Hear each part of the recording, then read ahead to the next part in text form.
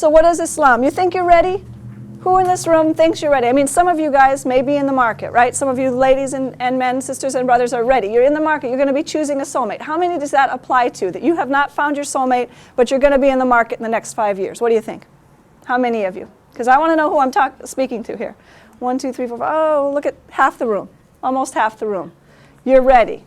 You think you're ready. You're going to be choosing a soulmate. So what does Islam have to say about choosing? First and foremost, it says, choose the partner that's the most pious. Choose the partner that's the most pious. But what does that mean? Does that mean that this is the person who spends all day in prostration? They pray all the time. But then outside of prayer, they're really mean to everyone. No, this is not piety. Piety is an extrapolation of how we deal with and communicate with and treat other human beings, right? Prophet Muhammad, peace be upon him, sallallahu alaihi wasallam, was constantly friendly, caring, loving, trustworthy in his dealings. He extrapolated piety, which maybe some of you think of as being regular in your prayers, into his life. And that's the example from which you should choose. You should find that brother or sister who treats their parents with kindness, no matter how much they differ with them. And certainly as a person that came from non-Islamic roots, I have parents that don't choose the same lifestyle I choose. But I have to treat them respectfully, even when I see them doing differently than I would do. I can't scold them. I can't reprimand them. I can try to live a good example of my life and hope that they see some good in it. That's the best we can hope for. So how many of you have ever met a person and you thought they were great, and then you saw them communicating with their mother, let's say if it was a man, communicating with his mother, and he was just disrespectful. Sharp with his mother, short with her, maybe demanding of her, maybe a little bit disrespectful.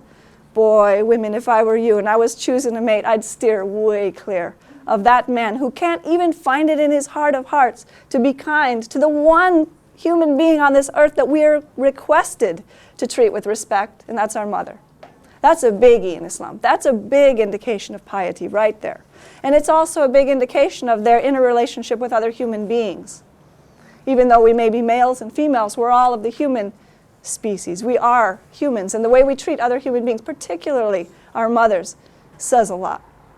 And maybe, brothers, you've seen some sister who they're always in the mosque. They're always at prayer. They're always doing things in the community. But boy, when you see them talk to their mother or father, not good at all. So you have to look at that how do they treat their parents, because that's a really good indicator of how they will treat their spouse in a marital situation.